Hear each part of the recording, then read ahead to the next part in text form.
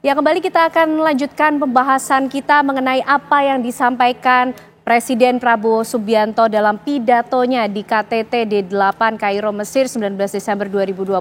Kami akan ajak Anda pemirsa untuk melihat kembali apa yang disampaikan oleh Presiden Prabowo Subianto berikut ini. I call for unity, I call for cooperation, I call for let us, the Muslim countries, realize what is happening. We are not being respected. They do not care about our voice. Once again, I say they do not care about our voice. Human rights is not for Muslim people. This is the reality. This is very sad. Let us do what we can, but let us face reality. Again, we must learn from the geopolitical situation that's happening around us now. Without unity, without overcoming our differences, we cannot be strong. We say that we support Palestine, but if we are weak, how can we support Palestine? For that, D8 must be united. We must work together to be united. We must leave behind our differences. We must look for the greater good of our peoples. Without unity, without integration, we will be weak. And if we are weak, we will be exploited. That is the law of history. Ya, jika kita lemah, kita tidak akan bisa membela Palestina. Kira-kira itu tadi yang disampaikan oleh Presiden Prabowo Subianto. Karena menurut hukum sejarah, justru dengan kelemahan itu bisa dieksploitasi. Seperti itukah Mas Faisal Assegaf, betul? Kalau menurut saya Indonesia punya kelemahan dalam membela isu Palestina. Pertama, kita ini nggak punya basis undang-undang. Kita hanya mengandalkan pembukaan UUD 1945 bahwa penjajahan di atas dunia harus dihapuskan. Kan tidak ada aturan-aturan negara mana yang sedang dijajah menurut kita ya, menurut Indonesia. Makanya harus ada undang-undang untuk menjadi basis hukum. Kalau kita belajar dari Amerika, kenapa Amerika memindahkan kedutaan besarnya dari ibu kota Tel Aviv Israel ke Yerusalem? Itu kan dia punya Jerusalem Embassy Act. Yang ditandatangani Presiden Bill Clinton dari Partai Demokrat pada tahun 1995.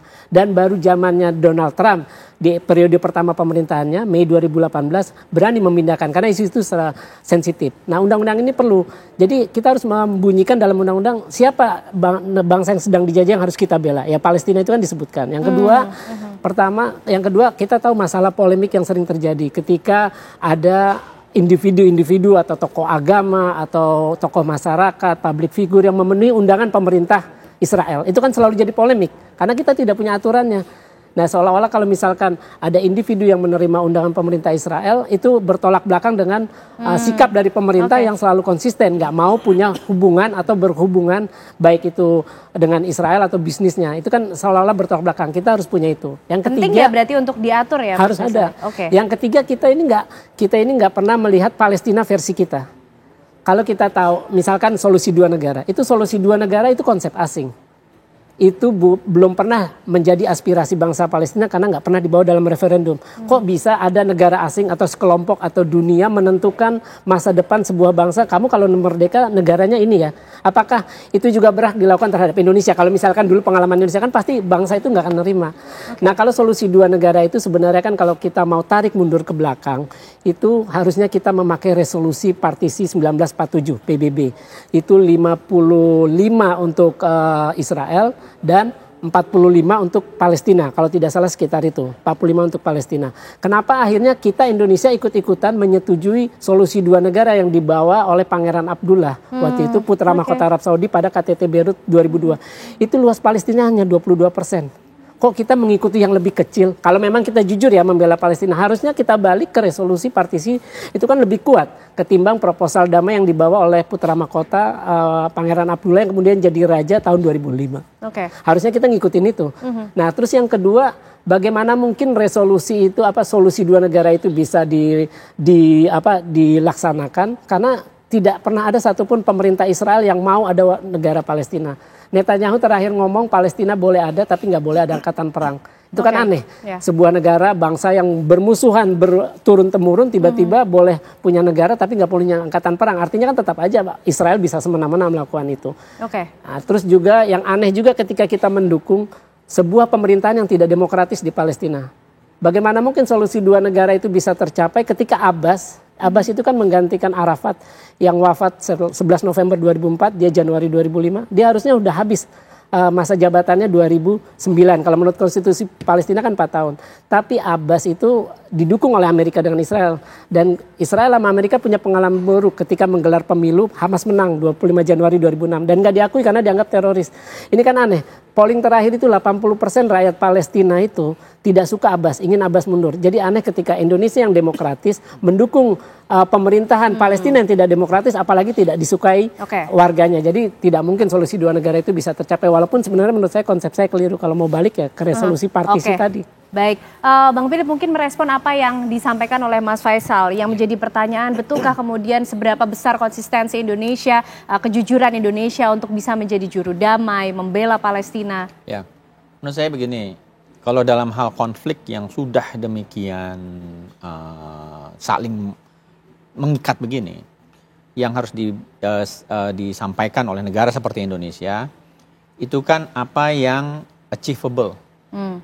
Ya kan, karena yang bisa dicapai apa? Resolusi partisi itu tahun 47 dan bahwa sampai tahun 2002 ada solusi kreatif, mungkin kita bisa nggak sepakat dengan isinya, tetapi artinya setelah konflik yang panjang itu kemudian ada tawaran baru, dan sebelumnya juga udah pernah ada tawaran-tawaran baru di mana wakil dari Palestina dan Israel duduk bertemu, bicara di Camp David, di berbagai tempat lain gitu. Semua tidak berhasil, kemudian ada solusi baru yang namanya two state solution itu. Dan menurut saya dalam konteks negara seperti Indonesia itu what's achievable adalah yang perlu diprioritaskan.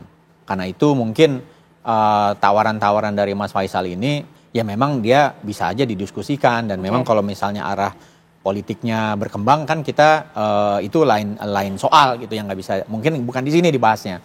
Tetapi poinnya adalah bahwa dalam hal kemerdekaan Indonesia konsisten, sudah menyuarakan secara konsisten. Kita kalau cek voting recordnya di PBB konsisten gitu, dan bahwa belum berhasil ya karena itu kita harus berjuang terus. Namanya juga perjuangan anti penjajahan lah kira-kira gitu. Jadi menurut saya what's achievable ini yang dicari oleh presiden. Dan karena itu menurut saya negara-negara D8 ini juga ini venue baru juga buat Indonesia.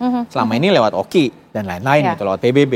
Dan dengan D8 yang punya kekuatan ekonomi menengah dan juga dari sisi diplomasi internasional negara-negara yang cukup disegani, mungkin dia bisa membuat alternatif pemikiran baru. Kalau solusi mungkin jalannya masih perlu disiapkan gitu. Tetapi bahwa dia dibicarakan dalam forum seperti D8 itu menurut saya ada weight-nya. Karena yang paling berkonflik misalnya di berbagai tempat itu ada di dalam forum ini. Karena begini Bang Philip, ketika kita bicara mengenai negara-negara muslim berkembang yang hadir di D8, mereka tidak menutup mata atas apa yang terjadi di Gaza, di Palestina tentunya. Mereka juga sudah memberikan beberapa bentuk dukungan, bantuan. Nah, apalagi sih yang sebenarnya ingin dicapai oleh seorang Presiden Prabowo Subianto? Ya karena konfliknya masih jalan terus. Karena konfliknya masih berjalan, dan juga bantuan humanitarian masih terhambat dan lain-lain. Indonesia punya modalitas, ya kan? Kita punya peacekeeping yang diakui dunia, dan kita juga punya solidaritas dari masyarakat yang mungkin kalau aksi humanitarian betul-betul dibuka akan mengalir. Sekarang juga udah mengalir bantuan dari masyarakat Indonesia.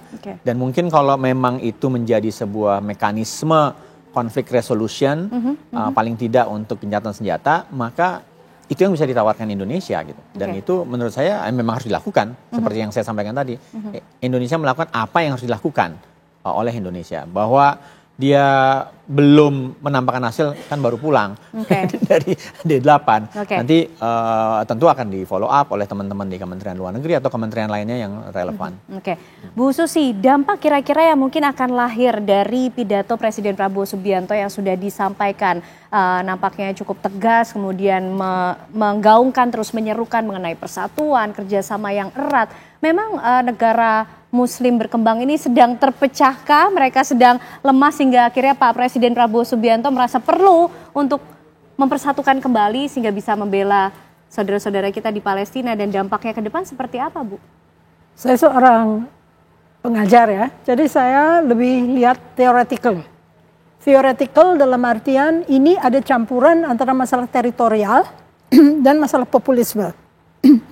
Artinya kita jatuhnya menerima definisi Barat. Ini masalah teritori. Seperti juga Turki di Suriah, Idlib, teritori dia nggak mau Kurdistan jadi negara, atau di Israel dan Palestina adalah masalah teritorial juga. Tapi ada elemen populismenya. Israel punya Zionist, Turki punya Ikhwanul Muslimin.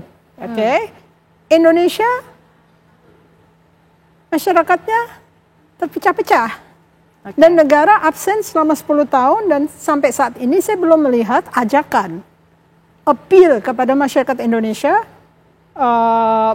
sekte Indonesia Islam itu wasatiyah itu menjadi linggo dari seluruh bangsa, sehingga kita nggak dianggap, oh kamu kan sendirian, rakyat kamu kan nggak mendukung. Kalau Ikhwanul Muslimin jelas Turki dan Qatar membantu secara dana, secara scholarship, secara segala macam apa yang mereka lakukan, sampai stalemate di Syria.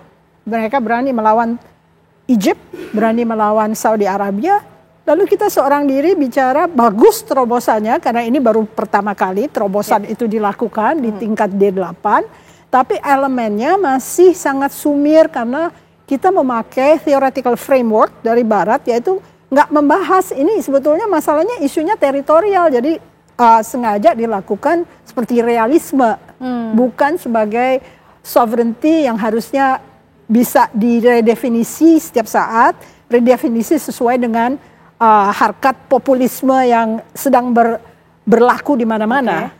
Populisme Palestina jelas dinihilkan, tapi populisme Israel menanjak, Zionis. Populisme Ikhwanul Muslimin juga menanjak. Jadi kalangan-kalangan yang mempunyai dukungan itu agak susah diajak bernegosiasi, karena mereka merasa saya sudah punya tempat dan saya tidak mau mendengarkan apa yang Anda katakan. Kalau bisa urusan saya berhasil, tapi urusan kamu tunggu dulu deh sampai kamu kuat.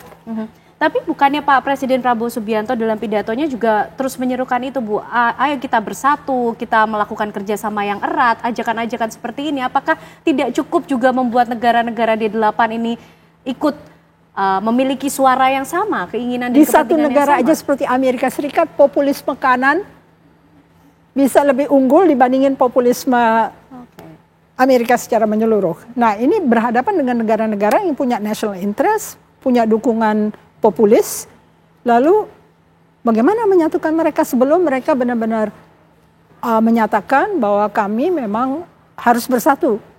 Kan sudah pernah dilakukan Pan-Arabism, nggak jadi kan? Pan-Arabism di bawah Nasser itu kan pecah-pecah jadi beberapa negara. Sebenarnya kan dari konferensi Asia Afrika itu mereka akhirnya mendukung adanya Pan-Arabism, tapi tidak berhasil. Jadi sekarang masalahnya bagaimana menciptakan mungkin komunikasi yang pas untuk kalangan yang sudah bertikai. Nah, ini yang super difficult ya. Gimana caranya untuk menjembatani? PBB aja nggak bisa menjembatani masalah populisme ini. Tidak bisa diberikan hukuman oleh PBB. Zionis yang melakukan. Bukan pemerintahan Israel diambil oleh Zionis untuk melakukan kekejian tersebut, tapi PBB nggak bisa memberikan hukuman kepada Zionis ya.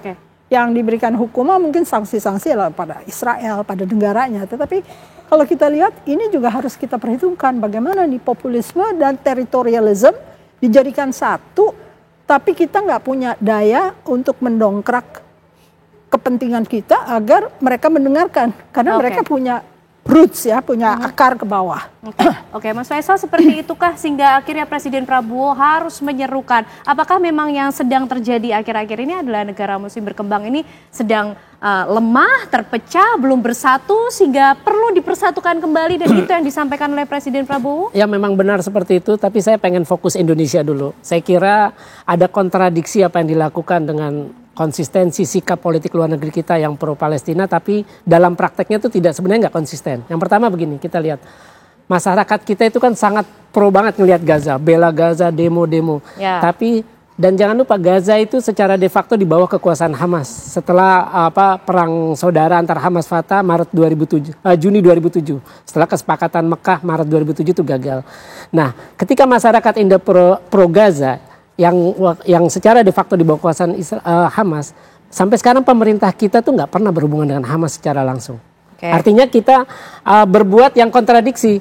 Padahal Hamas dengan Fatah itu dua faksi terbesar. Kesalahan lainnya adalah ketika kita menunjuk konsul kehormatan, itu Maha Abu Susa 2018, itu hanya di tepi barat. Sedangkan Israel sudah memisahkan Gaza dengan tepi barat dari Juni 2007. Bagaimana mungkin konsul kehormatan itu bisa bekerja untuk Gaza juga ketika dia cuma berada di tepi barat. Nah, ini sebenarnya yang harus dilakukan pemerintah tuh. Ketika rakyat membela Gaza, kok pemerintahnya nggak pernah punya hubungan. Yang saya ingat waktu pemerintahan Jokowi itu Hamas pernah mau buka kantor di sini, tapi pemerintah tidak berani melakukan itu. Dan terus juga saya kira yang harus dilakukan itu selama ini kan perundingan rekonsiliasi antara Hamas Fatah itu kan kebanyakan kalau nggak di Mesir, Yordan, terakhir kan di Beijing. Saya kira Prabowo harus mengusulkan wacana. Indonesia ini kan pengen tampil terdepan nih dengan Prabowo untuk isu Palestina. Saya kira Prabowo harus menawarkan bagaimana rekonsiliasi itu, perundingan rekonsiliasi itu berlangsung di Jakarta. Karena backman-nya kan kalau tempat yang sama yang selalu gagal itu kan sudah muncul di backman masing-masing pihak. Saya kira Prabowo harus mengusulkan itu, Hamas dan Fatah berunding di sini. Itu cuma persoalannya tadi, ketika kita ingat kesepakatan Beijing itu 14 faksi. Dari situ aja sudah kelihatan bahwa masalah ini akan sulit karena 14 faksi itu tidak mau ibu kota Palestina nanti di Yerusalem Timur. Itu isi dari kesepakatan 14 faksi termasuk Hamas dan Fatah. Itu mereka mau Yerusalem. Nah, ini yang saya ingin betulkan lagi adalah dalam hal ini gini. Ketika Donald Trump mengakui Yerusalem baik barat maupun timur sesuai keinginan Israel berdasarkan Yerusalem Basic Law disahkan Knesset September 1980. Artinya pengakuan oleh Trump, Amerika di bawah Trump periode pertama itu kan mengaku itu. Saya berharap ya Prabowo melakukan hal sebaliknya. Kalau memang dia ingin naikkan leverage Indonesia ya. Nah, ini kan sebenarnya posisi Palestina kita ini dengan bagaimana pembelaan kita terhadap Palestina itu tadi ya seperti saya bilang bahwa ini sekarang di profil pemimpinnya yang harus itu. Bang Philip, ketika rakyatnya sudah begitu sepakat untuk terus membela saudara-saudara di Palestina, pemimpin negara dan juga pemerintah diminta juga untuk terus meningkatkan konsistensi untuk membela Palestina. Apa kemudian agenda selanjutnya yang dimiliki oleh Presiden Prabowo mengenai hal ini? Ya, yang pertama begini, sebetulnya dari awal posisi Indonesia dari zaman Bung Karno soal Gaza, soal Palestina Israel itu adalah soal teritorial. Jadi justru dari zaman Soekarno yang dianggap paling penting kita punya share pengalaman bahwa kedaulatan teritorial itu yang paling penting, dan karena itu Bung Karno menyatakan berulang kali sehingga zaman Presiden Soeharto, Habibie, Gus Dur, Bu Mega, dan seterusnya sampai sekarang, itu sebetulnya adalah soal teritorial. Nah, soal teritorial tentu saja dalam konflik ada faksi-faksi di dalam Israel, ada faksi-faksi di Palestina. Mungkin hari ini terjadi begini karena ada faksi tertentu yang berkuasa yang amat konservatif, ya kan. Pada periode tertentu di Israel ada faksi-faksi yang mungkin lebih moderat, ya kan. Di Palestina juga sama, ada faksi-faksi yang mungkin lebih konservatif, ada juga faksi-faksi yang lebih moderat. Kalau memang poinnya Bang Faisal itu mau diambil secara konsisten, berarti mereka semua di dalamnya harus beres dulu. Baru negara lain di luar bisa membantu menyampaikan intervensi. Sedangkan bukan kebalikannya posisinya. Bahwa kita yang harus menentukan penyelesaiannya. Tetapi kan itu juga nggak mungkin. Perbedaan pendapat di dalam Palestina cukup tinggi seperti dijelaskan oleh Bung Faisal tadi. Di Israel juga sama, perbedaan pendapatnya cukup tinggi. Karena itu saya kembali kepada poin, apa yang bisa dilakukan hari ini? Yang bisa dilakukan hari ini adalah menghentikan konflik mendorong gencatan senjata dengan itu bisa membuka ruang untuk bantuan humanitarian. Yang ketiga, Cina berusaha mendamaikan, memanggil. Menurut Bung Faisal nggak bisa, tidak berhasil nih. Amerika berulang kali pertemuan di Camp David dan lain-lain, nggak bisa. Lalu Turki juga melakukan, nggak bisa. Karena itu, poin saya kembali, yang paling reasonable bisa dicapai hari ini apa? Oke. Untuk tidak, kalau kita bicara soal konflik, Indonesia juga punya pengalaman yang bisa dibagi sebetulnya. Kita pernah menyelesaikan konflik Aceh di dalam negeri. Ya. Ya, kita punya pengalaman membuka ruang bagi negosiator dari luar untuk membantu penyelesaian konflik di Aceh. Di sisi yang lain pemerintah mengupayakan dialog-dialog dari pemerintah pusat dengan waktu itu GAM dan lain-lain, ada hasilnya. Pernah juga konflik agama di Maluku, kita bisa selesaikan. Di Poso kita bisa selesaikan. Jadi kita tuh sebetulnya ada modalitas gitu dalam konteks. Oke, ini sekarang kita tahu punya posisi dari awal kita akan mengakui kemerdekaan Palestina. Tetapi konflik yang sedemikian rupa hari ini terjadi membuat concern kita terutama soal humanitarian dulu yang harus segera dihentikan. Dan itu menurut saya yang mau dicapai dari KTT D8 kemarin lewat pidatonya. Bahwa ada solusi-solusi jangka panjang yang harus dicapai yang tadi sampaikan Mbak Susi dan juga Bung Faisal. Tentu saja itu adalah terus-menerus akan diupayakan. Satu masukan, suggestion yang baik ya Bang Philip ya. Tentu tujuan terbesarnya adalah untuk berakhirnya konflik di Palestina dan untuk terciptanya kedamaian di sana. Sudah nggak masuk akal. Betul, tapi setidaknya yang bisa dilakukan. Satu pun yang meninggal sudah tidak masuk akal. Betul. Tapi ini bahkan sudah melebihi sambil terus mengupayakan tujuan terbesar itu, tapi juga terus melaksanakan tindakan-tindakan aksi kemanusiaan untuk bisa membantu saudara-saudara kita di sana. Meskipun tadi sudah disampaikan Bu Susi juga, terobosan yang baik juga yang sudah dilakukan oleh Presiden Prabowo Subianto untuk membawa ini di forum KTT D8. Terima kasih atas perbincangan yang luar biasa malam hari ini, Bu Susi, Mas Faisal, dan juga Bang Philip sudah hadir bersama kami di Apa Kabar Indonesia Malam. Tentunya pemirsa, usai jeda, Apa Kabar Indonesia Malam masih akan kembali untuk Anda dengan sejumlah informasi lainnya, termasuk bagaimana juga kondisi di sejumlah tempat seperti stasiun, bandara maupun juga pelabuhan, karena tinggal menghitung hari untuk memasuki libur Natal dan juga Tahun Baru. Usai jeda kami kembali untuk Anda.